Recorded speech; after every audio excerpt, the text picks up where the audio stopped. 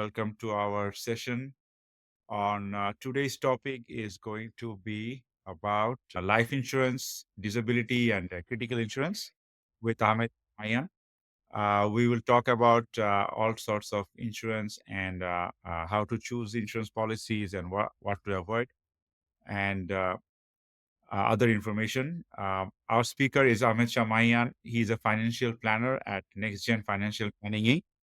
And his company offers actionable investment recommendations. And he also runs Fire Financial Inc., assisting clients through the robo-advisor platform Nest Wealth. So he has experience with teaching financial planning and working with two of Canada's big five banks.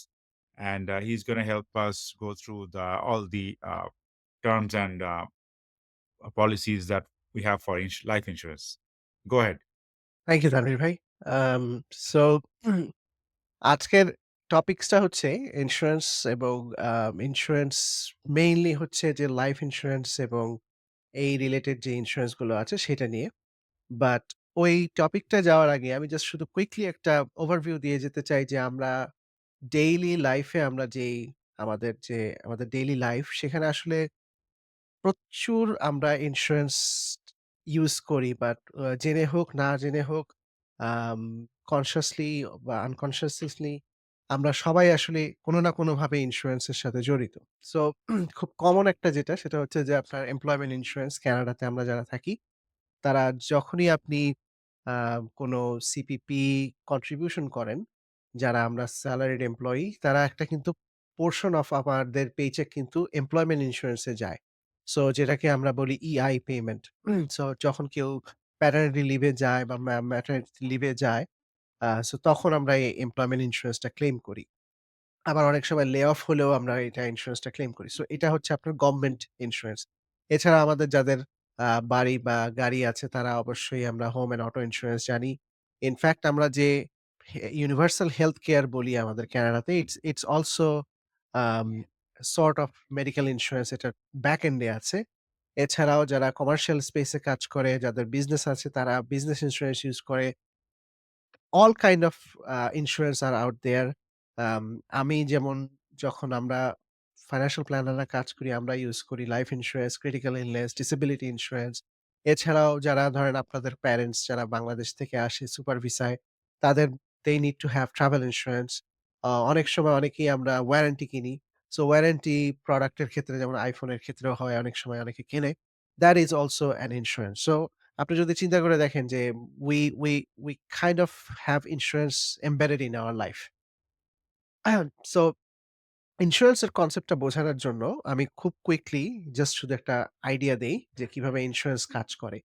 So আমরা যখন insurance কোনো কিছু নেই, আমরা একটা প্রোডাক্টকে ইনশিওরড করি। So এটা যেমন আপনার iPhone এর ক্ষেত্রে আপনি যদি নেন, iPhone টাকে যদি আপনি ইন্সুরেন্স দেন, তাহলে আপনি iPhone টাকে ইনশিওরড করতেছেন। আপনি একটা প্রিমিয়াম দিচ্ছেন কোম্পানিকে। আ অন্য আরেকটা এক্সাম্পল নিতে পারি। ধরেন আমি একটা লাইফ ইন্সুরেন্স আমার লাইফটাকে আমি ইন্সুরেন্স করতে চাই যে আমি যদি মারা যাই তাহলে আমার ফ্যামিলি একটা লামসাম একটা টাকা পাবে। সো আমি এইটা নিলাম। তো এটার জন্য আমাকে একটা প্রিমিয়াম দিতে হবে। প্রত্যেক মাসে বা অ্যানুয়ালি আমি যেভাবেই হোক। তো এই টাকাটা ইন্সুরেন্স কোম্পানি সবার কাছ থেকে নিবে। আমার মতো হাজার জনের কাছ থেকে এই টাকাটা নেওয়ার পরে ওরা একটা অ্যাকচুয়ারিয়াল ক্যালকুলেশন করে যে ওরা একটা দেখে যে আচ্ছা ১,০০০ জনের মধ্যে বা লাখে কতজনের মতো মানুষ মারা যায় ওই আমার মতো যাদের প্রোফাইল আছে। ওরা ওইভাবে একটা হিসাব করে ওরা এই ইন্সুরেন্স এর প্রিমিয়ামটা ক্যালকুলেট করে যে আচ্ছা আমি যদি প্রত্যেকের কাছ থেকে $৫ বা $১০ বা যেটাই হোক ইন্সুরেন্স প্রিমিয়াম হোক, ওইটা চার্জ করি তাহলে এই এই আমার যে লায়াবিলিটিটা আমাকে যে ক্লেইমটা দিতে হবে সেটার জন্য আমাকে কতটুকু প্রিমিয়াম চার্জ করতে হবে। সো এটা যখন ওরা জেনে গেল তখন ওরা করে কি একটা ফান্ড ম্যানেজার ইউজুয়ালি ওদেরকে এই টাকাটা দিয়ে দেয় এবং বলে দেয় যে তোমরা এইভাবে ইনভেস্ট করো। এবং ফান্ড ম্যানেজাররা সাধারণত এই টাকাটা নিয়ে তারা ইনভেস্ট করে এবং ওই ইন্সুরেন্স কোম্পানিকে আবার টাকা দেয়। এবং যখন কেউ মারা যায় তখন ইন্সুরেন্স কোম্পানির কাছে এই ক্লেইমটা করে যে উম, উনি ইন্সুরেন্স নিয়েছিল, উনি মারা গেছে। সো আমি ইন্সুরেন্স ক্লেইম করলাম। তো তখন ইন্সুরেন্স কোম্পানি ওই যিনি কিনা মারা গেল তাকে ওই টাকাটা দিয়ে দিবে। এবং টিপিক্যালি এই যে টাকাটা দিয়ে দিল, এই টাকাটা সম্পূর্ণ রকমের ট্যাক্স ফ্রি হয়। সো ইন্সুরেন্স পলিসির কোনো আ ট্যাক্স হয় না। সো এটা হলো ব্রড আইডিয়া ইন্সুরেন্স এর কনসেপ্ট এবং এটা আপনার যেকোনো আ ইন্সুরেন্স কেসেই আপনি এই আইডিয়াটা আ খাটাতে পারবেন। সো এখন আসি যে কমন টার্মস এই ইন্সুরেন্স এর রিলেটেড যেই কমন টার্মস সেটা নিয়ে। সো আমি আগে এক্সপ্লেইন করলাম যে প্রিমিয়াম যেটা হলো যে আমার মাসে যে টাকাটা দিতে হচ্ছে সেটা হলো প্রিমিয়াম হিসেবে আমি দিচ্ছি ইন্সুরেন্স কোম্পানিকে এবং আম এটা আপনার অ্যানুয়ালি হতে পারে, মান্থলি হতে পারে, সিঙ্গল পেমেন্ট হতে পারে এবং ইউজুয়ালি সে এই ইন্সুরেন্স গুলোর সাথে একটা ডিডাক্টেবল থাকে। ডিডাক্টেবল মানে হচ্ছে যে আমরা ধরেন যারা গাড়ি ইউজ করি তারা আমরা জানি যে ইউজুয়ালি $500 to $1000 ডিডাক্টেবল থাকে। তার মানে হচ্ছে যে ১ম আ ধরেন আপনার একটা অ্যাক্সিডেন্ট হলো। আপনার ওই গাড়ি ঠিক করতে আপনার ৳৫,০০০ খরচ হবে। সো ৳৫,০০০ খরচ করার ক্ষেত্রে যদি এখানে একটা $৫০০ ডিডাক্টেবল থাকে তার মানে হচ্ছে যে ১ম $৫০০ আপনাকে আপনার পকেট থেকে দিতে হবে। এবং তারপরের যে ৳৪,৫০০ ইন্সুরেন্স এর প্রিমিয়াম যে যেটা ক্লেইম সেটা আপনার ইন্সুরেন্স কোম্পানি আপনাকে দিবে। তো এই ডিডাক্টেবলটা ইন্সুরেন্স কোম্পানিগুলো সাধারণত ইউজ করে। আ কারণ হচ্ছে যে আদারওয়াইজ না হলে সবাই ক্লেইম করা শুরু করবে। সো ওরা একটা পোরশন রেখে দেয় যে "You have to pay it upfront first এবং then insurance company will pay the claim." So অনেক সময় দেখা যায় যে অ্যাক্সিডেন্ট করার পরে অনেকেই বলে যে, "ভাই এটা ইন্সুরেন্স কোম্পানিকে জানায়েন না। আমরা নিজেদের মধ্যে আম এটা ঠিক করে নেই।" কারণটা হচ্ছে যে ইন্সুরেন্স কোম্পানিকে জানালে ক্লেইম করলে তখন ওরা পরের বছরে ইন্সুরেন্স প্রিমিয়াম বাড়ায় দেয়। সো এই কারণে অনেকে জানাতে চায় না। So that's another concept deductible যেটা হলো আপনার পকেট থেকে যেটা দিতে হয়। লাইফ ইন্সুরেন্স এর ক্ষেত্রে ডিডাক্টেবল এরকম কিছু নাই। আম আরেকটা হচ্ছে কনসেপ্ট সেটা হচ্ছে পলিসি কাভারেজ। মানে হলো আপনি আসলে কত টাকার ইন্সুরেন্স নিচ্ছেন। সো আমি যদি আম লাইফ ইন্সুরেন্স এর টার্ম এ বলি, ধরেন কেউ যদি $১,০০,০০০ এর লাইফ ইন্সুরেন্স নেয়, that is the coverage amount. So কেউ যদি মারা যায় তাহলে ইন্সুরেন্স কোম্পানি লাম্প সাম একটা $১,০০,০০০ এর আ চেক আ যেটা ট্যাক্স ফ্রি সেটা ওই বেনিফিশিয়ারিকে দিয়ে দিবে। So that's the policy coverage. A home insurance বা অটো ইন্সুরেন্স এর ক্ষেত্রেও এরকম বিভিন্ন রকমের পলিসি কাভারেজ থাকে। সো আপনারা যখন নেন তখন ওরা আপনার ইন্সুরেন্স অ্যাডভাইজার আপনাকে বলে দেয় যে কত টাকার কাভারেজ। এনি কোয়েশ্চেন তানভীর ভাই সো ফার?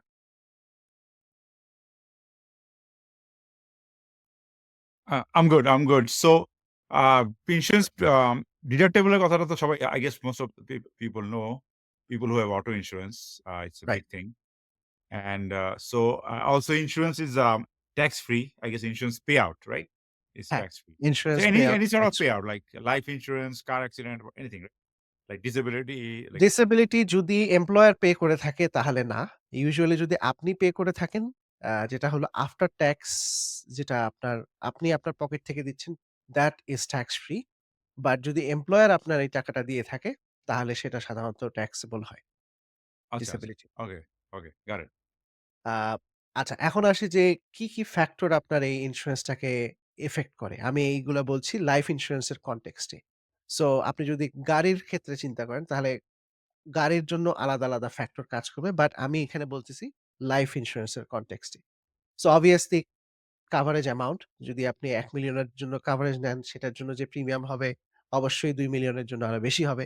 কারণ ইন্সুরেন্স কোম্পানিকে বেশি টাকা দিতে হচ্ছে। টাইপ অফ পলিসি আপনি যদি অ্যাম ডিফারেন্ট পলিসির জন্য প্রিমিয়ামটা ডিফারেন্ট হবে। আপনার বয়স, আপনার যত বেশি বয়স হবে আপনার ইন্সুরেন্স প্রিমিয়াম তত বেশি হবে। আ টিপিক্যালি দেখা যায় যে 40 এর উপরে আস্তে ওঠা শুরু করলেই বয়স, খুব দ্রুত ইন্সুরেন্সের রেট বাড়তে থাকে। আম আপ টু 38, 40 এইটা পর্যন্ত খুব একটা প্রিমিয়াম বাড়ে না। 40 প্লাস হওয়ার পর থেকে খুব দ্রুত বাড়া শুরু করে। এবং 65 এর উপরে গেলে যে ইন্সুরেন্স এর প্রিমিয়াম আসে সেটা extremely high because you are more likely to die at 65 compared to somebody who is at 35. So obviously insurance company ওইভাবে ওরা প্রাইসিং টা করে। জেন্ডার মেল ফিমেল এর উপর ডিপেন্ড করে। ইউজুয়ালি মেলদের um life insurance is more expensive than female. Same age, same uh, physical যে condition. এছাড়াও হেলথ ইন্সুরেবিলিটি যদি কেউ আ অনেক মোটা হয় বা তাদের ব্লাড প্রেশার থাকে হাই, এই ধরনের কিছু যদি সিম্পটম থাকে then insurance company will note those information এবং অনেক সময় ইন্সুরেন্স কোম্পানি মেডিকেল চেকআপ করে। অনেক সময় অনেককে ইন্সুরেন্স ডিক্লাইন করে দেয়। আ এটাকে বলে হলো ইন্সুরেবিলিটি, যেটা হলো অনেকের যেমন আমার একজন খুব ক্লোজ বড় ভাই আছে, উনার হার্টের সমস্যা ছিল, হার্টের ব্লক ধরা পড়েছে। হি ইস নট ইন্সুরেবল এনিমোর। সো এরকম ক্ষেত্রে ওনাকে ইন্সুরেন্স কোম্পানি কোন ইন্সুরেন্সই আর দিবে না। বা দিলেও ওনাকে বলে দিবে যে এই রিলেটেড যদি ডেথ হয় তাহলে তারা কোন পে আউট করবে না। সো এছাড়াও আপনার smoking is a big factor. আপনার ইন্সুরেন্স প্রিমিয়ামটা স্মোকিং এর উপর আ খুব বড় একটা ইফেক্ট পড়ে। স্মোকিং বিহেভিয়ার যদি সো ইউজুয়ালি যেটা হয় যে কেউ যদি স্মোকার হয়, compare to non smoker everything is same. Smoker person will pay much higher, sometimes double premium. এছাড়া occupation, driving record, family medical history ওরা আপনাকে কোয়েশ্চেন করবে। আপনাকে বিভিন্ন কোয়েশ্চেন করবে যে আপনার ফ্যামিলি থেকে কিরকম ডেথ হয়েছে কিনা? এছাড়াও আপনার লাইফস্টাইল, আপনি কি ধরনের কাজ করেন? কিছু এক্টিভিটিস যেমন আছে, যেমন রক ক্লাইম্বিং অথবা যেগুলো অ্যাডভেঞ্চারাস আম আ এক্টিভিটিস, ওরা আপনাকে এগুলাতে এক্সক্লুড করে দিবে যে আপনি রক ক্লাইম্বিং করতে গিয়ে যদি ইনজিউরড হয়ে মারা যান, they are not going to give you insurance premium. So they typically list those activities in excluded activities list. হ্যাঁ? সো এই সবকিছুই আপনার প্রিমিয়ামের উপর ইফেক্ট করে। হ্যাঁ? সো এখন আসি যে লাইফ ইন্সুরেন্স নিয়ে আমরা কথা বলছি যে আসলে লাইফ ইন্সুরেন্সটা কখন আসলে দরকার হয়? ইউজুয়ালি যেটা হয় যে কারো যদি এনাফ অ্যাসেট থাকে, যেমন আ আমরা যখন ফাইন্যান্সিয়াল প্ল্যানিং করি বা ওয়েলথ ম্যানেজমেন্ট করি, ইউজুয়ালি যখন আ ওল্ডার কাপল থাকে তাদের ইউজুয়ালি ইন্সুরেন্স এর খুব একটা দরকার হয় না। আম আমি বলছি কোন কেসে দরকার হয়। বাট ইউজুয়ালি আপনার যদি এনাফ অ্যাসেট থাকে তাহলে আপনার ইন্সুরেন্স এর আর খুব একটা দরকার হয় না। কারণ আপনার ওই অ্যাসেট দিয়েই আপনার আ অন্যান্য যে নিড সেটা আপনার কভার করে ফেলবে। কিন্তু যদি কারো এনাফ অ্যাসেট না থাকে, তখন হলো আপনার ইন্সুরেন্স দরকার হয়। যেমন এক্সাম্পল হিসেবে দেই যে, যেমন ধরেন কথার কথা আমার বয়স মিড 30s বা ওই এই রেঞ্জে। সো আমার জন্য লাইফ ইন্সুরেন্স খুবই ইম্পোর্টেন্ট। কারণটা হচ্ছে যে আ আমার ঐরকম এখনো এত অ্যাসেট হয় নাই যে আমি মারা গেলে আমার ফ্যামিলি ওই অ্যাসেট দিয়েই তারা তাদের রেস্ট অফ দ্যা লাইফ চলে যাবে। So I need a asset, মানে lump sum insurance policy to replace my income. কারণ আমি যখন মারা যাবো আমার তো ইনকাম থাকবে না। সো এটা খুবই ইম্পোর্টেন্ট, যারা স্পেশালি ইয়াঙ্গার ফ্যামিলি মেম্বার যাদের এখনো এত বেশি অ্যাসেট হয় নাই, তাদের অবশ্যই উচিত যে স্পেশালি যাদের ডিপেন্ডেন্ট আছে, যেমন ফ্যামিলি মেম্বার বলতে বোঝাচ্ছি যে স্পাউস থাকবে বা আম কিডস থাকবে। আ এ এ এদের জন্য মাস্ট। কারণ you don't want your children to go on social assistant. 2nd, যেটা হলো যে আপনার অ্যাসেট ফর আপনি মারা গেলে আপনার যে ফ্যামিলি জন্য অ্যাসেট রেখে যাচ্ছেন সেটা একটা, সেটার জন্য আপনার লাইফ ইন্সুরেন্স লাগবে। মর্টগেজ, আপনার যদি মর্টগেজ থাকে, লোন থাকে, ইউ নিড ইন্সুরেন্স। আ অনেকেরই আমাদের বাংলাদেশীদের আছে যেমন যে ৩-৪ টা বাড়ি আছে। আ দেখা যাচ্ছে যে ৩-৪ টা বাড়িতে প্রায় $২-৩ মিলিয়ন ডলারের mortgage. So what will happen if somebody dies? So it's a big liability. তখন কিন্তু ব্যাংক কিন্তু আপনি যখন আ রিনিউয়াল এর টাইম আসবে, কেউ যখন মারা গেল, তখন কিন্তু যদি রিনিউ করতে যায়, তখন কিন্তু আবার সারভাইভিং স্পাউস কে রিকোয়ালিফাই করতে হবে মর্টগেজের জন্য। এবং যদি সারভাইভিং স্পাউস এর কোন ইনকাম না থাকে then you have to sell the property. So insurance is a big must then. অন্যান্য ক্ষেত্রে যেমন হলো ট্রান্সফারিং ট্যাক্স ফ্রি ওয়েলথ, যেটা আমরা আগেই বললাম যে ইন্সুরেন্সের পে আউট টা হচ্ছে ট্যাক্স ফ্রি। অনেক ওয়েলথি ফ্যামিলি আছে যারা already they maxed out their TFSA, they maxed out their RRSP, they maxed out their everything else. They don't have any other place to invest money. Insurance can be an excellent tool in that case.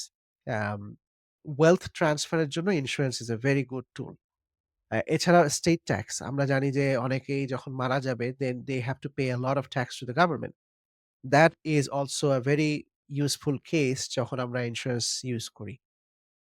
funeral cost, donation to charity, কারো যদি multiple kid থাকে এবং আপনার যদি inheritance equalisation করতে হয় তখন আমরা ইউজুয়ালি ইন্সুরেন্স ইউজ করি। বাই সেল এগ্রিমেন্ট যদি আপনার ব্যবসা থাকে এবং ব্যবসাতে যদি আপনার আ ধরেন পার্টনার থাকে এবং আপনাদের মধ্যে একটা এগ্রিমেন্ট থাকে যে কেউ একজন পার্টনার মারা গেলে আরেকজন পার্টনার তখন ওই কোম্পানিটা কিনে নিবে। ওইসব কেসে আমরা ইন্সুরেন্স ইউজ করি। কারণ ধরেন আমি একটা বিজনেস আমার ফ্রেন্ডের সাথে করছি। I am a financial planner. আমার ওয়াইফের কোনো আইডিয়া নাই ফাইন্যান্সিয়াল প্ল্যানিং সম্পর্কে। এখন যদি আমি মারা যাই, আমার পার্টনার কিন্তু আমার ওয়াইফকে চাবে না ওই ব্যবসায়িক পার্টনারশিপ। কারণ আমার ওয়াইফের কোনো এক্সপেরিয়েন্স নাই ওই বিষয়ে। So in that case my business partner wants me to buy out my shares. So তখন কিভাবে করবে? ইন্সুরেন্স পলিসি দিয়ে। যে তখন ইন্সুরেন্স পলিসির যে টাকাটা পাবে, সেটা দিয়ে আমার শেয়ার গুলো কিনে নিবে সে। এছাড়াও আপনার যেটা বললাম যে সব অ্যাকাউন্ট যখন ম্যাক্সড আউট হয়ে গেল, অন্য কোনখানে জায়গা নাই আপনার টাকা রাখার, then insurance can be an excellent tool. So মোটামুটি আমি আপনাদেরকে আইডিয়া দিলাম যে ইন্সুরেন্স এর ইউজ কেস গুলা কোথায়। এনি কোয়েশ্চেন ভাইয়া? ভাই?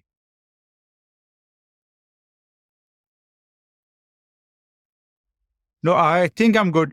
So, how does like a equalizes inheritance? মানে you get the life insurance, then you yeah basically split it up. আম ধরেন আমি একটা এক্সাম্পল দেই। ধরেন একজন ফ্যামিলির অ্যাম একটা হাউস আছে, একটা কটেজ আছে, আম আরেকটা বিজনেস আছে।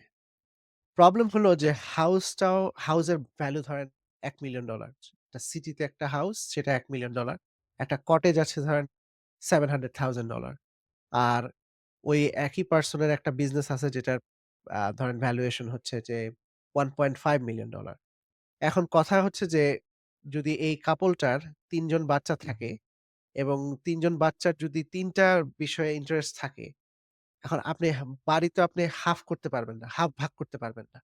Right? So in those cases we by insurance এবং যাতে আমাদের ডলার অ্যামাউন্ট প্রত্যেকটা সন্তানের যাতে ইনহেরিটেন্স এর ডলার অ্যামাউন্টটা সমান হয়। তখন আমরা ওইভাবে স্ট্রাকচার করি। Okay, okay, বুঝতে got পারলাম? it. হ্যাঁ। Got it. কারণ আচ্ছা। আমি তো বাড়িকে ভাগ করতে পারব না। আবার দেখা Right, যাচ্ছে right. যে ওইসব ক্ষেত্রে আমরা ইন্সুরেন্সটাকে ইকুয়ালাইজেশন এর জন্য ইউজ করা হয়। আচ্ছা, Okay, let's এখন আসি যে আপনার খুব রিলেটেড আরেকটা টার্ম সেটা হচ্ছে যে critical illness. Critical illness is more likely to happen in Canada. So আমরা জানি যে আমাদের যারা সাউথ এশিয়ান আমাদের যারা মেল আমাদের more likelihood to have stroke, heart attack এটা খুবই কমন আমাদের ক্ষেত্রে। সো ক্রিটিক্যাল ইলনেস হওয়াটা খুবই স্বাভাবিক আমাদের আমাদের জন্য। এ এ সো ক্রিটিক্যাল ইলনেস টা কি? যে ধরেন আপনার মনে হলো যে আম আল্লাহ না করুক আপনাদের যদি কোন স্ট্রোক হয় বা আমার যদি কোন স্ট্রোক হয়, then insurance company will pay me uh lump sum amount. আমি যেই পরিমাণ ইন্সুরেন্স পলিসি কিনবো, it can be $50,000 it can be $100,000 um ওই পরিমাণের টাকা ওরা আমাকে লাম্প সাম দিয়ে দিবে যখনই আমার এই ইভেন্টটা হবে। So by when I'm recovering from this event এই টাকাটা আমি ইউজ করতে পারবো আমার লাইফস্টাইল চালানোর জন্য। কারণ অনেক সময় দেখা যায় যে যারা যারা বড় কোম্পানিতে চাকরি করেন, usually you will get 8 weeks of short term disability first এবং তারপরে দেখা যাবে যে কিছুটা আপনাকে লং টার্ম এ দিয়ে দিবে। But that also has an end date এবং অনেক সময় দেখা যায় যারা কমিশন বেসড কাজ করেন বা আম যাদের ভেরিয়েবল ইনকাম তাদের ক্ষেত্রে কিন্তু এই ক্রিটিক্যাল ইলনেস এর ইম্পোর্টেন্স টা আরো বেশি। কারণ আপনার কোন ফিক্সড সেলারি নেই। সো যত ভেরিয়েবল আপনার ইনকাম হবে তত আপনার আ এই নিড ফর ক্রিটিক্যাল ইলনেস ইস মোর বেশি।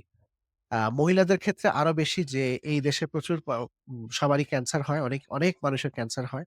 So that's a big a reason to get critical illness এবং again pricing starts to go up pretty quickly after age 40. So যত আগে নেওয়া বেটার তত ভালো। But that's something that to aware of. এছাড়াও আছে যে ডিসেবিলিটি ইন্সুরেন্স। ডিসেবিলিটি ইন্সুরেন্স এর সাথে ক্রিটিক্যাল ইলনেস এর মধ্যে পার্থক্য হচ্ছে যে ডিসেবিলিটি ইন্সুরেন্স এ আপনার আ এক ধরনের ডিসেবিলিটি হবে যেটার জন্য আ কেউ মানে আগের যে ইনকাম ছিল সেটার আ থাকবে না। সো এইটা ইউজুয়ালি মান্থলি একটা পেমেন্ট হয়। আম সো অনেক সময় আমরা দেখি যে অনেক স্পেশালি যারা আম এ কনস্ট্রাকশন সেক্টরে কাজ করে তাদের দেখা যায় যে ইন্সুরেন্স থাকে। WSIB বলে অন্টারিওতে। সেটা হচ্ছে যে কেউ যদি কখনো ইনজিউরড হয়, তাহলে ইন্সুরেন্স কোম্পানি আপনাকে অ্যা ওইটার যে টার্ম আছে সেই টার্ম অনুযায়ী আপনাকে দিবে। অনেক সময় দেখা যায় যে এইজ 65 পর্যন্ত আপনাকে ইন্সুরেন্স প্রিমিয়াম আপনাকে এই মান্থলি বেনিফিট দিয়ে থাকবে।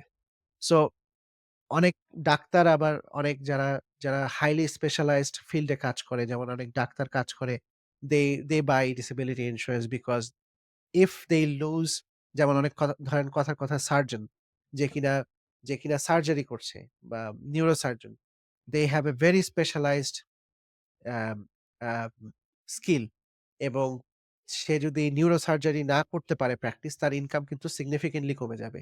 So he can buy disability insurance, যে তার যদি কোন ধরনের ডিসেবিলিটি হয় হাতে, যেটার কারণে তার সার্জারি করার ক্ষমতা কমে যায়, দেন the insurance company will pay him a lump sum monthly amount up to a certain age or certain limit, যেই ধরনের পলিসি উনি কেনে।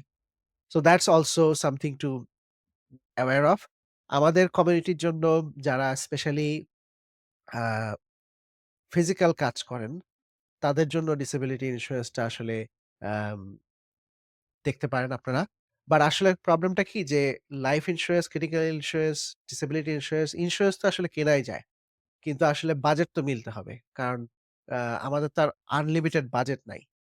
আনলিমিটেড বাজেট থাকলে আসলে সব ইন্সুরেন্সই কেনা উচিত। বাট যেহেতু আমাদের অ্যা ক মানে বাজেটের একটা ব্যাপার থাকে। So we have to be we have to balance যে আচ্ছা আমাকে দেখতে হবে যে আচ্ছা আমার যদি স্পাউস বাচ্চা থাকে, then we should be looking at the life insurance first because that's more important.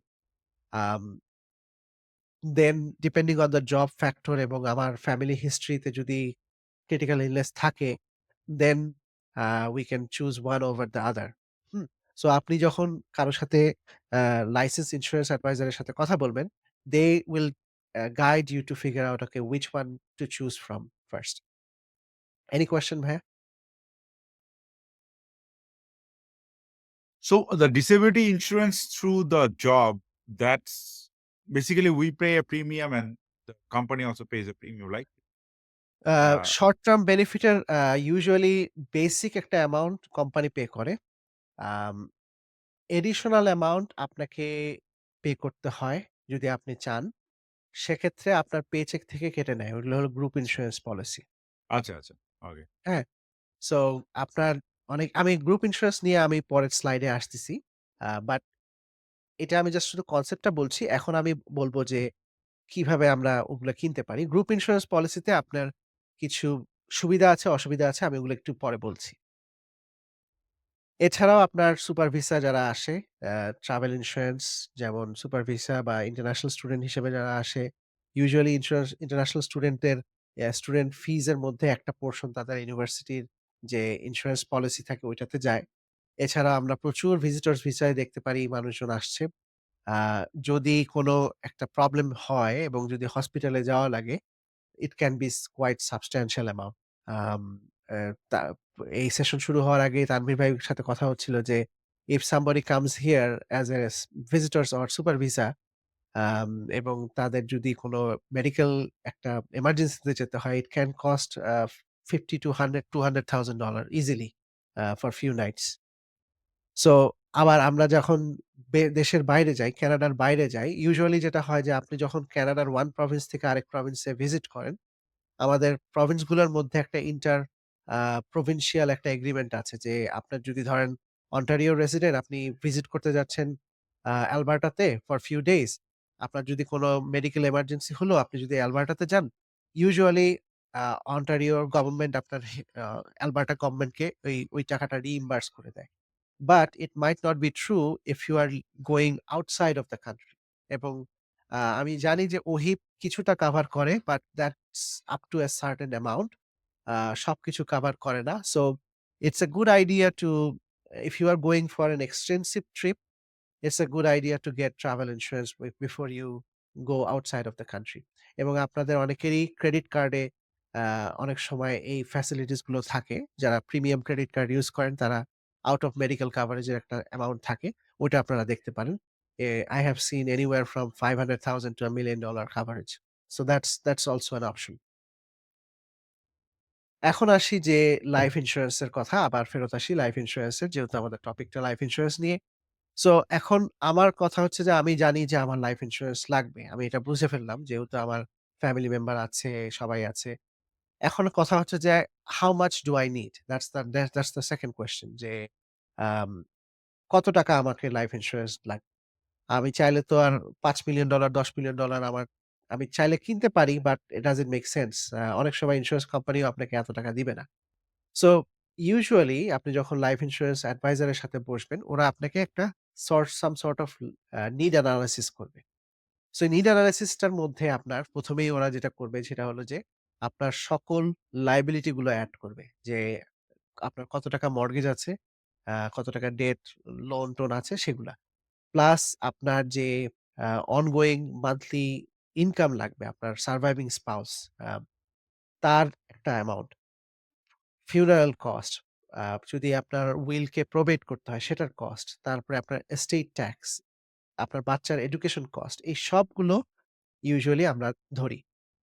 এইটা যখন আসলো তারপরে আমরা দেখি যে আচ্ছা, আমার এত টাকা দরকার। এখন আমার রিসোর্স কতটুকু আছে? আমার এক্সিস্টিং লাইফ ইন্সুরেন্স পলিসি কতটুকু আছে? বা আমার সেভিংস বা ইনভেস্টমেন্ট কতটুকু আছে? সো এই ২ টা যখন আমি জেনে ফেললাম, তখন আমি বলতে পারি যে আচ্ছা, আমার এত টাকার লায়াবিলিটি, আমার এত টাকার অ্যাসেট। তার মানে আমার বাকি যে গ্যাপটা সেটাই হলো আমার ইন্সুরেন্স নিড। সো এটা যখন আমি জানলাম, তখন আমরা ইন্সুরেন্স অ্যাডভাইজার এর সাথে কথা বলি, বা ইন্সুরেন্স অ্যাডভাইজার আপনাকে এই আপনি যখন জানবেন যে আপনার এত টাকার ইন্সুরেন্স দরকার, তখন ইন্সুরেন্স অ্যাডভাইজার আপনাকে আ ও বিভিন্ন কোম্পানির সাথে ওদের কানেকশন থাকে ইউজুয়ালি ইন্ডিপেন্ডেন্ট চ্যানেলে। ওরা আপনাকে শপ অ্যারাউন্ড করে দিবে যে সবচেয়ে বেস্ট রেট কোথায় পাবেন আপনি। সো আমরা এইখানে একটা এক্সাম্পল দিয়ে দেখাচ্ছি যে এ এ এই জিনিসটা কিভাবে কাজ করে। সো এটা গ্লোবাল মেইল এর একটা টুলস। আপনারা চাইলে নিজেরাও ইউজ করতে পারেন। লাইফ ইন্সুরেন্স নিড দিয়ে সার্চ দিলেই পাবেন। বাট এখানে একটা এক্সাম্পল হিসেবে আমি দেখিয়েছি যে, ধরেন কথার কথা কেউ মারা গেল। মারা গেলেই তার ফিউনারাল কস্ট লাগবে ১৫,০০০ এর মতো। $10,000 to $15,000 ইজিলি। এছাড়াও যদি কারো মর্টগেজ থাকে 600,000, লাইন অফ ক্রেডিট, এগুলো সবকিছু আমি এড করে কস্ট অফ এডুকেশন যদি 4 ইয়ার কলেজ ১,২০,০০০ এর মতো যদি আমার লাগে ২ বাচ্চার জন্য। সো এখানে আমার লাগতেছে ২,১৫,০০০ এর মতো। ২ বাচ্চার ৪ বছরের আ ইউনিভার্সিটির কস্ট। সবকিছু আমি এড করে দেখলাম যে আমার টোটাল লাগতেছে $৯,০০,০০০ এর মতো। এছাড়া এটা আমার ইমিডিয়েটলি লাগতেছে। হ্যাঁ? আমি যদি মারা যাই, আমার মর্টগেজ এবং আমার যে অন্যান্য লায়াবিলিটি গুলো আছে সেগুলার জন্য। এছাড়া আমার ধরেন কথার কথা আমার ইনকাম ছিল $১,০০,০০০। এখন আমি যখন মারা যাবো, আমার সারভাইভিং স্পাউস এর টিকে থাকার জন্য মাসে খরচ তার বছরে $60,000 লাগবে। ধরে নিলাম যে মর্টগেজ ইস পেইড অফ, আ বাচ্চাদের এডুকেশনের টাকাও হয়ে গেল। বাট রেস্ট অফ দ্যা মানে থাকা খাওয়ার যে খরচ, থাকা তো আমি অলরেডি মর্টগেজ পে করেই দিয়েছি। বাট যে ইউটিলিটি কস্ট বা অনগোইং প্রপার্টি ট্যাক্স বা আমার থাকার যে খরচ, মানে খাওয়ার যে খরচ, এগুলা ধরে নিলাম আমার $60,000 লাগতেছে। এবং এই $60,000 নিডটা প্রায় ৪০ বছর ধরে ও ও আমার সারভাইভিং স্পাউস এর থাকবে। এবং আমি চিন্তা করে নিলাম যে আমি যে ইনভেস্টমেন্টটা করব সেটা আমি 5% রিটার্ন পাচ্ছি এবং 2% ইনফ্লেশন রেট। সো এই ম্যাথটা আমি যখন করব, তখন দেখলাম যে আমার ওয়াইফের জন্য প্রায় $1,400,000 এর অ্যা ই এ ইন্সুরেন্স লাগবে। এই যে $60,000 অ্যানুয়াল, আম যেই এই যে মাসে যে খরচটা সেটা দেওয়ার জন্য। সো এই ২ টা আমি যখন এড করে ফেললাম, তখনই আমি দেখলাম যে আচ্ছা, এর আগে হলো আমি আমার যে অ্যাসেট গুলো আছে সেগুলা বাদ দিব। সো আমার খুব একটা বেশি অ্যাসেট নাই। যেহেতু আমি এখনো আ বিল্ডিং স্টেজ এ আছি। আমি খুবই ইয়াং। আমার অত বেশি সেভিংস নাই। সো আমার অ্যাসেট খুব একটা বেশি নাই। সো হিসাব করে আমি দেখলাম যে আমার অলমোস্ট $2,000,000 এর উপরে ইন্সুরেন্স লাগবে। So that's how you can sort out your need. So আপনি যখন ইন্সুরেন্স অ্যাডভাইজার এর সাথে কথা বলবেন, they will do some sort of analysis like this. Any question, ভাইয়া? No, no, I'm good. Let's go ahead. Okay. So so এখন আসি যে ইন্সুরেন্স কোম্পানি যে আমরা জানি সেটা হলো যে কানাডাতে ইউজুয়ালি আপনার ২ ধরনের ইন্সুরেন্স কোম্পানি আপনি পাবেন। একটা হচ্ছে যে গভর্নমেন্ট রান আ ইন্সুরেন্স এজেন্সি, আরেকটা পাবেন হচ্ছে যে আপনার private company. So usually government run যেগুলো সেগুলো হলো সাধারণত হোম আ সরি অটো পলিসি গুলো সাধারণত গভর্নমেন্ট রান আপনার কিছু প্রভিন্সে আছে। যেমন সাসকাচুয়ানে এসজিআই আছে, ব্রিটিশ কলাম্বিয়াতে আইসিবিসি, ম্যানিটোবাতে এমপিআই। সো এরা সাধারণত শুধুমাত্র অটো ইন্সুরেন্সটাকে ওরা privately sorry publicly run agency দিয়ে চালায়। আর আরেকটা যেটা আমরা ইআই যেটা বললাম এমপ্লয়মেন্ট ইন্সুরেন্স সেটাও আপনার এই ইএসডিসির আন্ডারে কাজ করে। সো এরা আপনার সাধারণত কোন গভর্নমেন্ট আপনাকে কোন সাধারণত লাইফ ইন্সুরেন্স এর কোন কিছু দিবে না। সো লাইফ ইন্সুরেন্স এর জন্য আপনাকে প্রাইভেট কোম্পানির কাছে যেতে হবে। ইউজুয়ালি কানাডাতে আপনার টপ যেই এ লাইফ ইন্সুরেন্স কোম্পানিগুলো ম্যানুলাইফ, সান লাইফ, আরবিসি, ইন্ডাস্ট্রিয়াল অ্যালায়েন্স এগুলো হলো সবচেয়ে বড় আ লাইফ ইন্সুরেন্স কোম্পানিগুলোর মধ্যে। আপনি যদি হোম অ্যান্ড অটোর ক্ষেত্রে চিন্তা করেন তাহলে আপনি দেখতে পারবেন যে ইনট্যাক্ট, টিডি, আবিভা, কোঅপারেটরস এগুলো হচ্ছে বড় uh home and auto insurance company. এছাড়াও উম গ্রুপ ইন্সুরেন্স এবং ক্রেডিটর ইন্সুরেন্স গুলো আছে। এগুলো নিয়ে আমরা কিছুক্ষণ পরে কথা বলব। এর আগে আমি একটা জিনিস একটু এক্সপ্লেইন করতে চাই। সেটা হচ্ছে যে আপনার ইউজুয়ালি আপনার ইন্সুরেন্স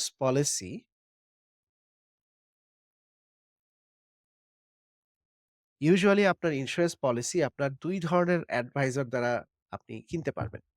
একটা হচ্ছে যে আপনার ক্যাপটিভ এজেন্ট বলে, যারা হচ্ছে শুধুমাত্র একটা কোম্পানিতেই কাজ করে। আরেকটা হচ্ছে ইন্ডিপেন্ডেন্ট লাইফ ইন্সুরেন্স এজেন্ট। যারা হচ্ছে যে এরা হলো ব্রোকার হিসেবে কাজ করে। সো ক্যাপটিভ এজেন্ট যারা, তারা ধরেন শুধুমাত্র আরবিসি বা সান লাইফ বা ম্যানুলাইফ এরই একটা কোম্পানিতেই ওরা কাজ করে। ইউজুয়ালি ওরা সেলারিড প্লাস বোনাস কিছু থাকে। সো এরা আপনার খুব একটা বেশি ফ্লেক্সিবিলিটি থাকে না এদের মধ্যে। কারণ ওরা একটা প্রোডাক্টই বিক্রি করতে পারে একটা কোম্পানিরই। But they R more compliant যেহেতু ওদের অনেক কিছু কমপ্লায়েন্স এর মধ্যে যেতে হয় সেজন্য ওরা more compliant. On the other hand আপনার ইন্ডিপেন্ডেন্ট ইন্সুরেন্স অ্যাডভাইজার যারা, তারা হলো মাল্টিপল ইন্সুরেন্স কোম্পানির সাথে ইউজুয়ালি তাদের কানেকশন থাকে এবং they can offer multiple product. So আপনার একটা প্রোফাইল নেওয়ার পরে ওরা usually they can shop around different life insurance company এবং give you the best rate. এবং অনেক সময় দেখা যায় যে হয়তোবা আপনার যে হেলথ কন্ডিশন, একটা ইন্সুরেন্স কোম্পানি আপনাকে ইন্সুরেন্সটা অফার করতেছে না। Then they can go to a different insurance company যেটা হলো ওই ধরনের পলিসি ওরা কাভার করে। সো দে ইন্ডিপেন্ডেন্ট সাইড এ অনেক বেশি আপনার প্রোডাক্ট চয়েস এবং ফ্লেক্সিবিলিটি আছে। ইউজুয়ালি ইন্সুরেন্স কোম্পানিগুলো এই ইন্সুরেন্স ব্রোকারদেরকে পে করে directly. So you don't have to pay anything for their service. আ ওই প্রিমিয়ামের ভিতরেই ওরা কমিশনটা আম এমবেডেড করা থাকে। আনফরচুনেটলি এখানে অ্যাম আ কানাডাতে ইন্সুরেন্স এবং মর্টগেজ এইটা ইউজুয়ালি কমিশন বেসড প্রোডাক্ট হয়। আপনি চাইলেও এটা আপনি কমিশনটাকে আলাদা করতে পারবেন না সব ধরনের। আ একটা রেড ফ্ল্যাগ হচ্ছে ইন্ডিপেন্ডেন্ট সাইড এ সেটা হলো যে এখানে আম অনেক পুশি এবং সেলসি এজেন্টও আছে। যেহেতু এটা কমিশন বেসড যেটা আগেই বললাম, অনেকেই কমিশনের জন্য অনেক সময় ভুল প্রোডাক্ট বিক্রি করে। অনেক সময় আম আমি এইটা নিয়ে আরেকটু ডিটেইলস আমি পরের স্লাইডে আমি ডিটেইলস এ বলতেছি। এখন আসি যে আ টার্ম ইন্সুরেন্স গুলো সাধারণত কি সরি লাইফ ইন্সুরেন্স গুলো সাধারণত কি ধরনের হয়? সো লাইফ ইন্সুরেন্স সকল লাইফ ইন্সুরেন্স আপনার ইউজুয়ালি ২ ভাগে ওরা ক্যাটেগরাইজ। একটা হচ্ছে যে টার্ম লাইফ ইন্সুরেন্স, আরেকটা হচ্ছে permanent life insurance. So term life insurance হলো একটা টার্ম এর উপরে। এটা হলো 1 ইয়ার টার্ম হতে পারে, 10 ইয়ার টার্ম হতে পারে, 20 ইয়ার টার্ম হতে পারে, 25 ইয়ার টার্ম হতে পারে। whereas আপনার পার্মানেন্ট লাইফ ইন্সুরেন্স যেটা সেটা হলো আপনার লাইফ লং। সো এটার মানে হচ্ছে যে আপনি যতদিন বেঁচে থাকবেন ততদিন পর্যন্ত মানে আপনি যতক্ষণ না পর্যন্ত ক্যানসেল করতেছেন এটা it will be in effect এবং আপনি কোন না কোন সময় তো মারা যাবেন। So permanent life insurance will always pay out আপনাকে। সো যেহেতু পার্মানেন্ট লাইফ ইন্সুরেন্স এ অবশ্যই ইন্সুরেন্স কোম্পানিকে টাকা দিতে হবে আপনাকে ultimately. So permanent life insurance এর যে প্রিমিয়ামটা এটা আপনার টার্ম ইন্সুরেন্স এর থেকে অনেক বেশি হয়। সো আপনি ধরেন $১০০ প্রিমিয়াম দিচ্ছেন। সেটা দিয়ে হয়তোবা আপনি $১,০০,০০০ এর টার্ম লাইফ ইন্সুরেন্স কিনতে পারবেন। কিন্তু আপনি $১০০ প্রিমিয়াম দিয়ে হয়তোবা $১,০০,০০০ এর পার্মানেন্ট লাইফ ইন্সুরেন্স কিনতে পারবেন। আমি কথার কথা একটা রাফ এস্টিমেশন বলতেছি। কারণটা হচ্ছে যে ইন্সুরেন্স কোম্পানিকে আল্টিমেটলি এইটা পে করতেই হবে। So that's why they charge much higher premium to set aside money. আমি ১ম এই যেটা আমি আপনাদেরকে এক্সপ্লেইন করলাম যে ইন্সুরেন্স কোম্পানি তো আর আ ওরা তো ওদের পকেট থেকে টাকা দিবে না। ওরা আপনার কাছ থেকে টাকা নিয়েই আরো ১০ জনের কাছ থেকে টাকা নিয়েই ওই টাকা স্টক মার্কেটে খাটায়েই আপনাকে আবার ফেরত দিবে। সো পার্মানেন্ট লাইফ ইন্সুরেন্স এ যেহেতু ওদেরকে একসময় না একসময় ফেরত দিতেই হবে। So they charge you a much higher premium. হ্যাঁ? সো ইউজুয়ালি এই টার্ম লাইফ ইন্সুরেন্সটা হচ্ছে আপনার যারা ইয়াঙ্গার জেনারেশন, যারা এখনো অ্যাসেট ওরকম বিল্ড হয় নাই, তাদের জন্য মোর সুইটেবল। কারণ হচ্ছে যে আ এ এই ইয়াঙ্গার ফোকস দের আসলে দরকার হচ্ছে যে ইনকাম রিপ্লেসমেন্ট যেটা আমরা বললাম যে সারভাইভিং স্পাউস এর জন্য টাকার মানে একটা কাভারেজ দরকার। বড় একটা কাভারেজ দরকার। So so term insurance is absolutely good for people who are younger, don't have that much asset এবং আ তারা এখনো তাদের টিএফএস এ ম্যাক্স আউট করে নাই, আরআরএসপি ম্যাক্স আউট করে নাই। তাদের হয়তোবা একটা বড় মর্টগেজ আছে। So for those kind of folks, term insurance is absolutely the best policy because আপনি ধরেন আপনার বয়স ৩৫, আপনার মর্টগেজ ২৫ বছরের মর্টগেজ, by age 60 আপনার mortgage will be paid off. So ওইভাবে আপনার দরকার হলো ওই ধরনের liability coverage. Whereas permanent life insurance হচ্ছে যে আপনি ধরেন in your 60s 70s আপনার অনেক সবকিছু এক্স এক্স অ্যা ম্যাক্সড আউট হয়ে গেছে। আপনার যেটা আমি বললাম যে এস্টেট ট্যাক্স আপনি জানেন যে আপনি মারা গেলে আপনাকে $১,০০,০০০ সিআরএ তে ট্যাক্স দিতে হবে। ওইসব ক্ষেত্রে আপনার permanent life insurance is a wonderful tool. Um so ওইভাবে আমরা ইউজ করি। আম এছাড়া আ টার্ম লাইফ ইন্সুরেন্স মানেটা হচ্ছে যে আপনি যদি ওই টার্মের মধ্যে আম আল্লাহ না করুক আপনি তো অবশ্যই মারা যেতে চাবেন না। সো হোয়াট হ্যাপেন্স যে ২৫ বছরে আপনি একটা টার্ম নিলেন, আ এর মধ্যে কেউ মারা গেল না। তখন যেটা হবে যে ওই ইন্সুরেন্স পলিসিটা এক্সপায়ার হয়ে যাবে। ওইটার আর কোনো কভারেজ আর থাকবে না। ইউজুয়ালি যেটা করা যায় যে আপনার যদি অ্যা কোনো ফাইন্যান্সিয়াল অ্যাডভাইজার বা ইন্সুরেন্স অ্যাডভাইজার এর সাথে আপনি যদি ইন টাচ এ থাকেন, ইউজুয়ালি ওরা করবে কি আপনাকে ওভারঅল সিচুয়েশনটা এনালাইজ করে টার্ম ইন্সুরেন্সকে আবার পার্মানেন্ট লাইফ ইন্সুরেন্স এ কনভার্ট করা যায়। But you have to convert before it expires. So you always have to review this policies. হ্যাঁ? সো ওইটা আরেক ধরনের কনভার্সন এর একটা ফিচার আছে যেটা অনেকেই করে। এনি কোয়েশ্চেন ভাইয়া? Before I go to the group solution? So term insurance says you keep paying the premium, but end of the term, if nothing happens, you don't get anything back. না। Uh, so so এটাই that's হলো why you have to convert it. Trade off. Gotcha. এটাই হলো trade off. এটাই হলো trade off. But you are getting much bigger coverage for the same premium. Hmm? Oh, okay, okay, got it. whereas whole life policy বা universal life এগুলা হলো আপনার permanent life insurance. এগুলাতে আপনি এটাতে একটা বলে একটা ক্যাশ ভ্যালু বলে, যেটা আপনার একটা ইনভেস্টমেন্ট কম্পোনেন্ট থাকে। এটা হলো আপনার ক্যাশ ভ্যালু। এটা আস্তে, আস্তে গ্রো করে। বাট আম এগেইন ইউজুয়ালি আমরা এগুলা তখনই বলি যখন হলো আমরা ম্যাক্স আউট করে ফেলি অন্য সবকিছু এবং স্পেসিফিক ইউস যেটা আমাদের আমি এই জিনিসগুলো একটু পরে বলতেছি যে স্ক্যাম গুলা কোথায় হয়। হুম? এটা আমি বলতেছি কিছুক্ষণ পরেই। এখন আসি যে গ্রুপ ইন্সুরেন্স। গ্রুপ ইন্সুরেন্সটা হচ্ছে যে অ্যা যেটা আমাদের আ জবের সাথে আসে টিপিক্যালি। সো এটা ইউজুয়ালি আপনার প্রত্যেকটা পেচেক থেকে আপনার কেটে নিয়ে যায় এবং ভেরি কনভেনিয়েন্ট। আ ইউজুয়ালি আপনি যখন কোন জবে ঢোকেন, ওদের আ একটা এক্সিস্টিং একটা প্রি প্যাকেজড একটা দেওয়াই থাকে। সো ওইটা আপনার অটোমেটিক্যালি নিয়ে যান। ওইটার কোন মেডিকেল এক্সাম লাগে না। Because group insurance is small coverage এবং ওইটাতে কোন ইন্সুরেন্স পাওয়ার জন্য আপনাকে কোন মেডিকেল কাভারেজ মানে মেডিকেল এক্সাম লাগে না। ইউজুয়ালি আপনি যদি বেসিক অ্যামাউন্ট এর থেকে একটু বেশি কাভারেজ দিতে চান, then you have to uh স অ্যাটাস্ট সেপারেট ডকুমেন্ট যদি ধরেন আপনি বেশি পরিমাণে কাভারেজ চাচ্ছেন সেক্ষেত্রে। আম ইউজুয়ালি এই গ্রুপ ইন্সুরেন্স এ যেহেতু আপনি একটা গ্রুপ অ্যাজ এ গ্রুপ আপনি কিনতেছেন ইন্সুরেন্স কোম্পানির থেকে অনেক সময় এটা ইন্সুরেন্স কোম্পানি আপনাকে ডিসকাউন্ট দেয়। বাট এবং অনেক সময় আপনার এমপ্লয়ারও একটা portion of the premium pay করে। সো যেহেতু এমপ্লয়ার কিছুটা শেয়ার করে, সো আপনার প্রিমিয়ামটা একটু কম আসে। So group insurance is good for people who have compromised আপনার অ্যা যাদের আ হেলথ কন্ডিশন। যেমন আমার একজন বড় ভাই আছে আ উনি যেমন গভর্নমেন্ট অফ কানাডাতে কাজ করে। So I spoke to him, he is a chain smoker. So উনার যদি আমি ইন্ডিভিজুয়াল পলিসি দিতে যাই, he will be paying a lot more premium. হ্যাঁ? সো উনার ক্ষেত্রে আমি যেটা বললাম যে, "ভাই আপনি গ্রুপ ইন্সুরেন্স এ থাকেন কারণ ই you will be paying much lower premium." আ এবং আ আপনি যেটা করবেন যে আপনি একটু বাড়ায় নিবেন কাভারেজটা যাতে আপনার আর আপনি যেহেতু এই জবেই সারা জীবন থাকবেন মোটামুটি। So it's ideal for you. কারণ গ্রুপ ইন্সুরেন্সটা হলো আ এটা হলো আপনার টেম্পোরারি কাভারেজ। এই যে এখানে যেমন আমি বললাম যে আপনি যখনই জব সুইচ করবেন, এটা তখন আপনার আর ও ও ওইটা আপনার সাথে আর নতুন করে আবার হবে। যদি নতুন কোম্পানিতে আপনার গ্রুপ ইন্সুরেন্স না থাকে, দেন আপনার কিন্তু ওই আগের কোম্পানির সাথেই আপনার আ ইন্সুরেন্সটা শেষ হয়ে গেল। It's not portable.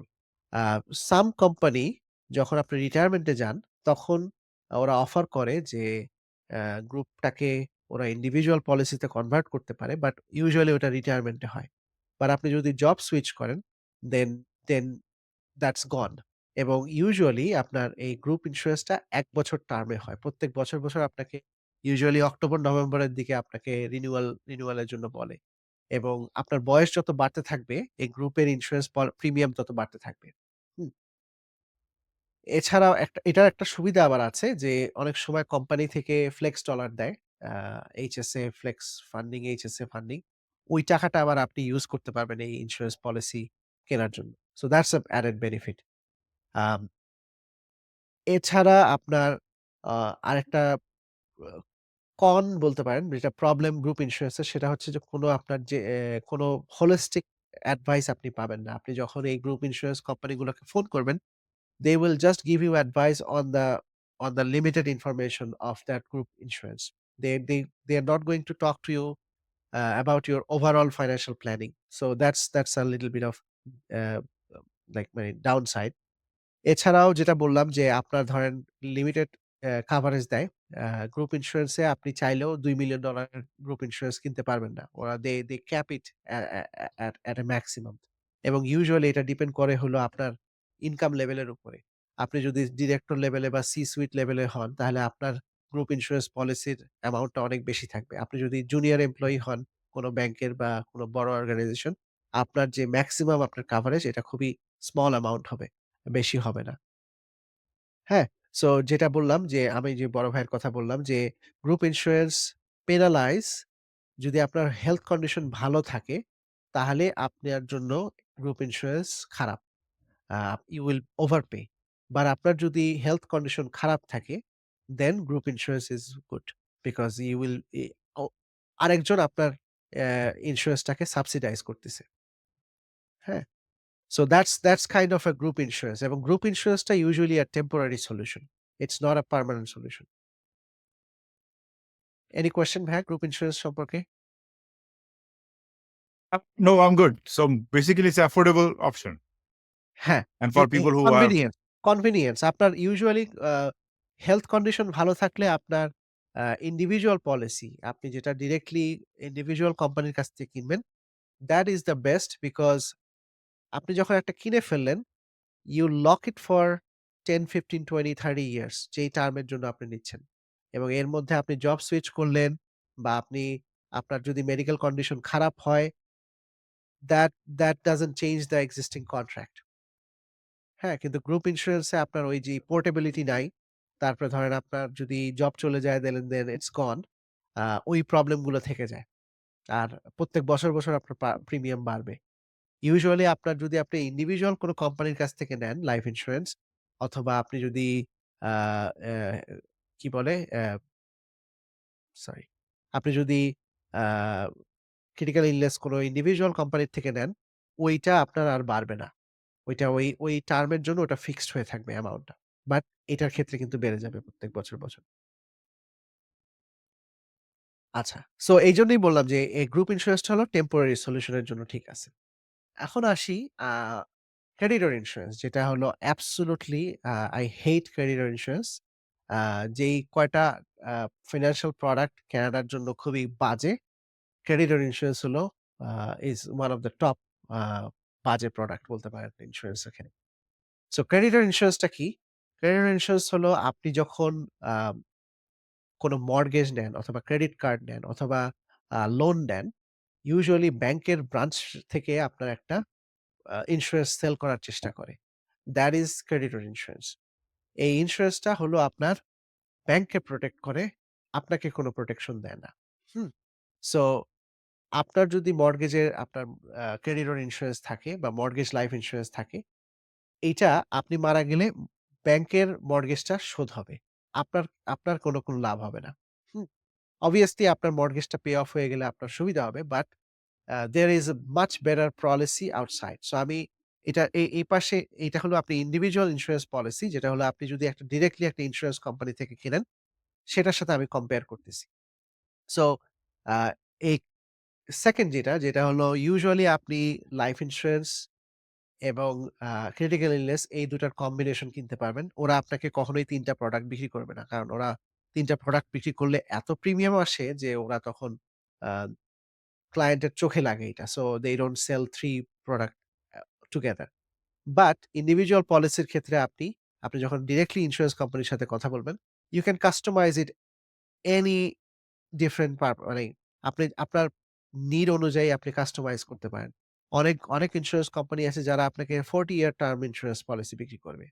So you can really customize it based on your need. হুম? আ যেটা বললাম যে 3rd যেটা হলো যে আপনি মারা গেলে ক্রেডিটর ইন্সুরেন্স ব্যাংককে প্রটেক্ট করবে, আপনাকে না। whereas আপনি যদি ইন্ডিভিজুয়াল পলিসি নেন, আপনি আমি মারা গেলে আমার বেনিফিশিয়ারি এই টাকাটা পাবে। এখন এই টাকাটা নিয়ে সে কি করবে সেটা it's all up to her decision. Hmm? whereas creditor insurance এ আপনাকে মাস্ট এই ব্যাংকের কাছে যেতে হবে। ব্যাংকে পে করবে। ওরা আপনাকে টাকা দিবে না। আরেকটা মেইন প্রবলেম যেটা সেটা হচ্ছে যে ধরেন আপনি একটা ৳৫,০০,০০০ র মর্টগেজ নিয়ে শুরু করলেন। But over the 4 year term আপনি ওইটা মর্টগেজটা পে করে দিয়ে আপনি ৪,০০,০০০ এ নামায় নিয়ে আসলেন। কিন্তু আপনার ক্রেডিটর ইন্সুরেন্স কিন্তু এখন ৪,০০,০০০ এর ইন্সুরেন্স হয়ে গেল। আপনি আমি মারা গেলে আমাকে ৪,০০,০০০ এর মর্টগেজ ইন্সুরেন্স পেমেন্ট করবে। ওই ইন্সুরেন্স কোম্পানি ব্যাংকে ৪,০০,০০০ এর মর্টগেজ শোধ করবে। কিন্তু ওরা কিন্তু আমার কাছ থেকে ৫,০০,০০০ এর আ ইন্সুরেন্স প্রিমিয়াম কাটতিছে। সো ওরা আমাকে চার্জ করতেছে ৫,০০,০০০ এর কিন্তু আমাকে কাভারেজ দিচ্ছে ৪,০০,০০০ এর এবং আমি যত মর্টগেজ পে ডাউন করতেছি, ওরা আমার কাভারেজটা আরো কমায় দিচ্ছে। whereas আপনার ইন্ডিভিজুয়াল পলিসিতে এই কাভারেজের অ্যামাউন্টটা সেইম থাকবে। আমি যদি একটা ২০ বছরের টার্ম পলিসি নেই, ২০ বছর ধরে আমার $১,০০,০০০ এর পলিসি $১,০০,০০০ ই থাকবে। এটা কখনো চেঞ্জ হবে না। এছাড়াও আপনার আন্ডাররাইটিং ওরা আপনাকে কোনো কোয়েশ্চেন জিজ্ঞেস করবে না। আপনি যখন আপনাকে জাস্ট একটা মর্টগেজের মধ্যে একটা কাগজ সাইন করতে বলবে, আপনি সাইন করে দিবেন। যদি আপনি ক্লেইম করেন, দেন ওরা স্টার্টস টু ডিগ ডিপ যে তখন ওরা আপনার মেডিকেল রেকর্ড চাবে, আপনার ডাক্তারের কাছ থেকে ওরা মেডিকেল হিস্ট্রি চাবে এবং ওদের বেস্ট ওরা তখন চেষ্টা করবে যে আপনাকে কিভাবে ডিক্লাইন করবে। That's the it's called post claim underwriting. whereas আপনি যদি ট্র্যাডিশনাল ওয়েতে যান, আপনাকে ফার্স্টেই ওরা একগাদা কোয়েশ্চেন করবে মেডিকেল কোয়েশ্চেন এবং আপনাকে যদি মনে করে যে আপনার মেডিকেল স্যাম্পল নেওয়ার দরকার, ওরা আপনার ব্লাড টেস্ট করবে, ইউরিন স্যাম্পল নিবে, সবকিছু করে তারপরে ওরা আপনাকে ইস্যু করবে। সো ওরা আপনাকে অলরেডি টেস্ট করেই আপনাকে দিচ্ছে। So they cannot once they offer a policy, they cannot deny it. So that's a huge benefit. কারণ আপনি এটা পেমেন্ট করে গেলেন, পরে দেখা গেল যে পোস্ট ক্লেইম করলেন, তখন দেখা গেল যে ওরা আপনাকে একটা সিম্পল একটা কেস ধরে বলে দিল যে ক্লেইম ডিনাইড। সো তখন আপনি বিপাকে পড়ে যাবেন। সবচেয়ে বড় যে প্রবলেম সেটা হচ্ছে যে এই ক্রেডিটর ইন্সুরেন্স হচ্ছে much more expensive than traditional insurance policy. Traditional insurance policy থেকে যদি আপনার ৳১০০ হয়, ইউজুয়ালি আপনার creditor insurance will be at least 30% to 100% more expensive. So same কাভারেজের জন্য যদি আপনার ৳১০০ দিতে হয়, ক্রেডিটর ইন্সুরেন্স এ দেখা যাবে যে $১৫০-২০০ দিতে হচ্ছে মাসে, হুইচ ইস ভেরি এক্সপেনসিভ এবং আপনি যখন রিফাইন্যান্স করবেন বা রিনিউয়াল এর টাইমে আবার যখন আপনার বয়সটা আবার রিসেট করবে, তখন ওরা কিন্তু আবার এই প্রিমিয়ামটা বেড়ে যাবে। whereas আপনার যদি লেভেল প্রিমিয়াম নেন ইন্ডিভিজুয়াল পলিসির ক্ষেত্রে, সেক্ষেত্রে আপনি ২০ বছরের জন্য সেইম প্রিমিয়াম দিবেন আপনি। যেইটা যেই টার্ম এর জন্য নিচ্ছেন। হ্যাঁ? সো এইজন্যই যাদের আমি যখন ব্যাংকে ছিলাম আমি ৭ বছর আমি বলতে পারি যে আমি ৭ বছরে একটা ইন্সুরেন্স পলিসি সেল করি নাই এবং আমি অনেককে বলে দিছিলাম আ আ যারা বাঙালি ছিল তাদেরকে যাদের ক্রেডিট ইন্সুরেন্স দেখতাম আমি বলতাম যে, "ভাই আপনি এত টাকা দিচ্ছেন। You go talk to a insurance advisor এক্সট আ আ মানে ইন্ডিপেন্ডেন্ট ইন্সুরেন্স অ্যাডভাইজার এর সাথে কথা বলে ওখান থেকে ইন্সুরেন্স নিয়ে আপনি এটা ক্যানসেল করে দেন। কারণ আপনি you are paying a lot more insurance." Uh so আপনাদের যাদের মর্টগেজ ইন্সুরেন্স আছে, highly recommend যে আপনারা talk to license insurance professional আ এবং আপনাকে ওরা ভালো করে এই বিষয়ে আরো এক্সপ্লেইন করতে পারবে। Any question ভাইয়া? Before I go to the এটা আমার মজার টপিক। এটা আমার খুব hated topic. So sorry for the rent. So creditor insurance sometimes তো there's কন্ডিশন থাকে না যে ইন্সুরেন্স দিতেই হবে না, টু গেট মর্টগেজ? না। ওরা যেটা করে যে ওরা আপনাকে কখনো কন্ডিশন দিতে পারে না। ওরা যেটা করে যে ওরা আপনাকে বলে যে you have to respond. Either you take it or decline it. You have to respond. But ওরা আপনাকে কখনো বাধ্য করতে পারবে না নেওয়ার জন্য। কারণ ওইটা তখন টাইট সেলিং হয়ে যাবে এবং এটা যদি ওরা ধরা পড়ে, they can be fined millions of dollar for forcing you to take insurance. অনেক সময় যেটা বাঙালি বা আমাদের কমিউনিটির অনেক অ্যাডভাইজার যেটা করে যে অনেক সময় এগুলা আসলে ইউনিট হিসেবে ওদের একটা সেল হয় তো। সো অনেকেই বলে যে, "ভাই আপনি সাইন করে দেন, ৩ মাস পরে ক্যানসেল করে দিয়েন।" আম সো ওইটা একটা করে অনেক সময়। সো ইটস বাট আপনি যদি মনে করেন যে আপনাকে যে হেল্প করছে তাকে হেল্প করতে চান, দ্যাটস ফাইন। ৩ মাস পরে আপনি ক্যানসেল করে দিলেন। কিন্তু it's not a solution for long term. You always need an individual policy. Oh, okay, got it. হ্যাঁ? এখন আসি যে আ কিছু কমন ইন্সুরেন্স স্ক্যাম আসলে আমাদের কমিউনিটিতে বা আমরা বাংলাদেশে যখন বড় হয়েছি আমাদের সবাই বলত যে ইন্সুরেন্স অ্যাডভাইজাররা ভেরি পুশি এবং ভেরি আ অনেক কমপ্লেইন আছে ইন্সুরেন্স। তো ওগুলা তো আসলে এমনি আসে নাই। It's true. অ্যা এবং তারা যেহেতু কমিশন বেসড এনভায়রনমেন্ট এ কাজ করে, they don't have any recurring revenue. So they always have to um, make calls এবং ক্লায়েন্টকে পুশ করতে হয়। আদারওয়াইজ তো সেল না হলে তাদের স ইনকাম নাই। এইটার একটা প্রবলেম হচ্ছে যে রং প্রোডাক্ট বিক্রি করা। অনেক সময় যেহেতু ল পার্মানেন্ট লাইফ ইন্সুরেন্স পলিসি বিক্রি করলে ইন্সুরেন্স অ্যাডভাইজারদের অনেক বেশি প্রিমিয়াম পায় এবং প্রিমিয়ামের উপরে ডিপেন্ড করেই ওদের আসলে কমিশনটা ডিটারমাইন্ড হয়। সো অনেক সময় আ অনেক ইন্সুরেন্স অ্যাডভাইজার যারা ভালো না, মানে যারা ক্লায়েন্টের ভালো চায় না, তারা অনেক সময় ভুল প্রোডাক্ট বিক্রি করে। আমি আমার একটা এক্সাম্পল দেই। আমার একজন ক্লায়েন্ট আ আমি তখন ব্যাংকে ছিলাম। So I wasn't insurance advisor at that time. So আমার তখন লাইসেন্স ছিল না। সো আমি তখন তাকে বলেছিলাম যে, "You talk to a independent insurance advisor." এবং আমি তখন বলে দিয়েছিলাম যে, "You need insurance, term insurance." কারণ আ সে আম ইয়াং ইয়াং প্যারেন্টস এবং all she need was a term life insurance. But আ যখন ইন্সুরেন্স অ্যাডভাইজার এর সাথে কথা বলল, that person sold her whole life policy for only 100,000. So $১,০০,০০০ দিয়ে তার আসলে কোনো কিছুই হতো না।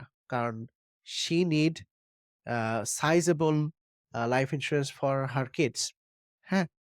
সো এই যে ধরনের ভুল প্রোডাক্ট বিক্রি করা just because the insurance advisor can make more money. So that's first of all it's wrong. Second এটা হচ্ছে ডিসসার্ভিস টু দ্য ক্লায়েন্ট। কারণ হচ্ছে যে আ আল্লাহ না করুক যদি ওই ক্লায়েন্টটা মারা যায়, তাহলে কিন্তু তার বাচ্চারা ইফেক্টেড হচ্ছে এই ব্যাড অ্যাডভাইস এর কারণে। So you are ruining somebody else's financial situation. So এটা খুবই কমন দেখা যায় যে ভুল প্রোডাক্ট বিক্রি করে দেয়। দরকার হচ্ছে টার্ম লাইফ ইন্সুরেন্স বিক্রি করে দিচ্ছে পার্মানেন্ট লাইফ ইন্সুরেন্স। দরকার হচ্ছে পার্মানেন্ট লাইফ ইন্সুরেন্স ভুল করে আবার বিক্রি করে দিচ্ছে টার্ম লাইফ ইন্সুরেন্স। যদিও পরেরটা ইউজুয়ালি কম হয়। আ এছাড়াও হলো সেক ফান্ড। সো ইন্সুরেন্স অ্যাডভাইজাররা সাধারণত শুধুমাত্র সেক ফান্ড বিক্রি করতে পারে। They are not licensed to sell mutual fund or ETF at all. So seg fund আমরা ইনভেস্টমেন্ট যে ওয়ার্কশপটা করেছিলাম ওয়েবিনারটা সেটার মধ্যে আমরা দেখিয়েছিলাম যে seg fund is very expensive এবং আম এটার very limited use case. So অনেক বাংলাদেশী যারা অতটা বেশি সফিস্টিকেটেড না ফাইন্যান্সিয়ালি তারা দেখা যায় যে এই সেক ফান্ডে কিনে রাখে। Uh because they trust the person Bengali ভাই। So that person sells seg fund. So এটাও আসলে একটা বড় একটা ই মানে আ বলতে পারেন যে খারাপ জিনিসের মধ্যেই পড়ে। It's not good for the client. এছাড়া হচ্ছে মিসরিপ্রেজেন্টেশন আছে যে অনেক সময় স্মোকার আমি জানি যে ওই আমার ক্লায়েন্ট স্মোকার বাট আমি অ্যাপ্লিকেশনে লিখে দিচ্ছি নন স্মোকার। বাট এটা আমি জেনে শুনে একটা ফলস আ ইনফরমেশন দিচ্ছি। So it's no different than doing mortgage fraud. কারণ ইন্সুরেন্স কোম্পানি যখন আপনার এই ক্লেইমটা আপনি যখন সাবমিট করবেন, ওরা কিন্তু ওদের একটা ডেটাবেস থাকে। এমআইবি বলে এটাকে। আম এমআইবি রিপোর্ট। সো ওরা কিন্তু আপনার মেডিকেল ইনফরমেশন ব্যুরো ওরা এইটা চেক করতে পারে। So they can see if there is any claim or some other previous record. So তখন কিন্তু ওরা আপনাকে এটা ডিক্লাইন করে দিতে পারে। সো ইটস নট রাইট জেনে শুনে ভুল দেওয়া ইনফরমেশন অ্যাপ্লিকেশনে it's a very bad policy. The last one is infinite banking. So usually আপনি জানেন কিনা জানি না তানভীর ভাই। অনেক ইন্সুরেন্স অ্যাডভাইজাররা ইউজুয়ালি এই জিনিসটাকে বলে যে বি ইওর ওন ব্যাংকার এটা একটা টার্ম শুনে থাকবেন। আ ইনফিনিট ব্যাংকিং সম্পর্কে। বেসিক্যালি এটা কিছুই না মার্কেটিং গিমিক। এটা আ ওই হোল লাইফ পলিসি আপনি আল্টিমেটলি নিচ্ছেন। But it's very wrongly sold. এটা আমরা যারা অ্যাডভাইজার কমিউনিটিতে আমরা ফাইন্যান্সিয়াল প্ল্যানার হিসেবে কাজ করি, we joke about this এবং আমরা অনেক মিম বানাই এটা নিয়ে। So it's a funny topic for advisors. So আমার মনে হয় এই আমি কয়েকটা কতগুলা স্ক্যাম এর কথা বলতে চাচ্ছিলাম। সেটা আমি বললাম এখানে। এখন আসি যে বেস্ট প্র্যাকটিস গুলো কি, কি? বেস্ট কি রকম?